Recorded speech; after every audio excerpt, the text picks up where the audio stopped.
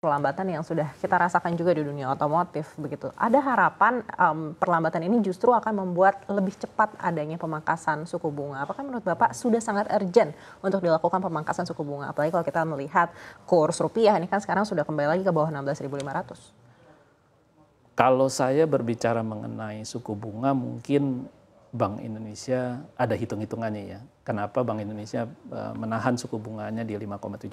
Karena sewaktu Bank Indonesia mengadakan rapat, tentu pada saat itu kurs rupiah sedang terus memburuk dan sekarang sudah mulai kembali ke angka 16.450. Tapi kembali dari sisi bagaimana Bank Indonesia misalnya menjaga moneter kita dari sisi mata uang dan lain-lainnya, tentu harus ada perimbangan antara Bank Indonesia juga dengan melihat kondisi pasar.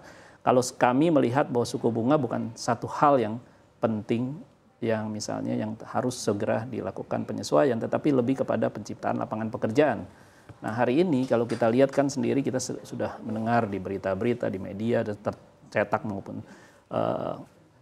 elektronik, kita mendengar bahwa PHK berlanjut satu dan lain-lain. Ini kan yang sebenarnya memperlambat daya beli.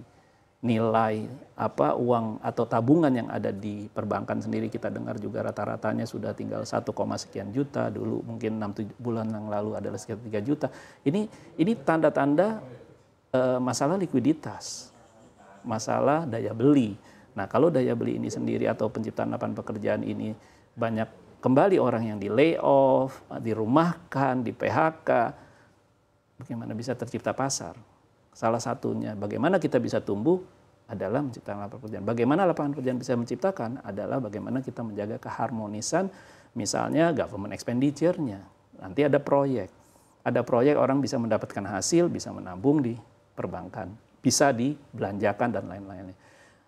Perusahaan kalau misalnya banyak proyek tentu bisa ada lapangan pekerjaan, tenaga kerja bertambah dan segalanya. Nah ini kan menjadi satu kesatuan yang tidak bisa kita lepas satu dengan lainnya. Jadi kita ciptakan satu ekosistem di mana pertumbuhan ini kita bisa.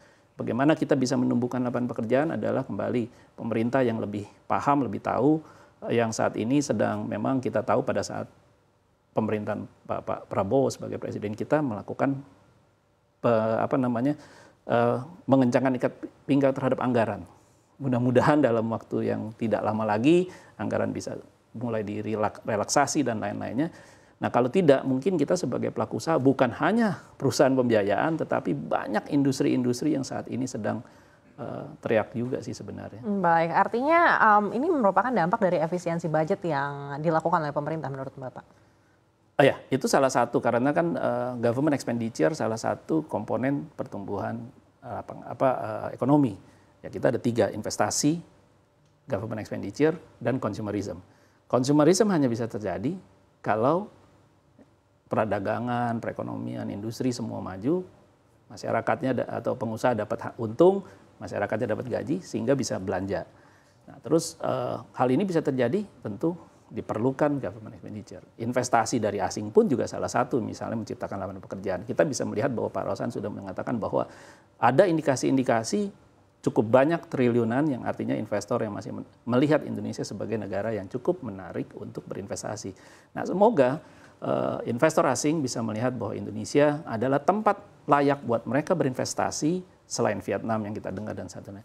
Nah ini yang perlu kita ciptakan iklim investasi yang baik dan jangan sampai misalnya ada berita-berita bahwa berinvestasi di Indonesia, peraturannya berubah-berubah dan segalanya. Tapi kita percaya pemerintah sedang bekerja keras untuk bersama-sama bagaimana tentu masyarakat Indonesia bisa lebih bisa lebih sejahtera dan lain satu dan lain-lain. Baik, artinya tanpa relaksasi government expenditure, kalau ada pemangkasan suku bunga, ini dampaknya tidak akan terlalu signifikan untuk bisa menaikkan permintaan yang ada di masyarakat.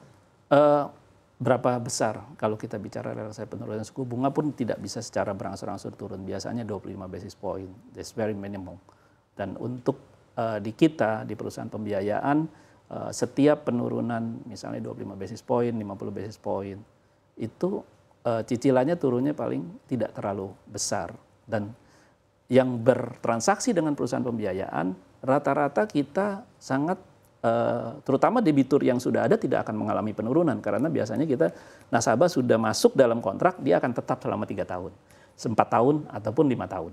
Nah itu yang terjadi. Jadi kita tidak melihat sensitivity dari penurunan suku bunga ini akan segera berdampak kepada industri kami. Baik, tapi Bapak sendiri lebih percaya bahwa pelemahan ini terjadi karena purchasing power yang memang melemah atau consumer confidence yang menurun? Lebih kepercaya kepada purchasing power yang melemah. Dan sehingga dengan purchasing power yang melemah, consumer confidence pun suka atau tidak suka mereka tetap menurun. Kenapa? Karena saat ini kalau bertransaksi dan terikat pada perjanjian misalnya dalam pembiayaan atau kredit, baik di kami, baik di perbankan, mereka seakan-akan harus hati-hati. Mereka akan terkena misalnya laporan SLIK.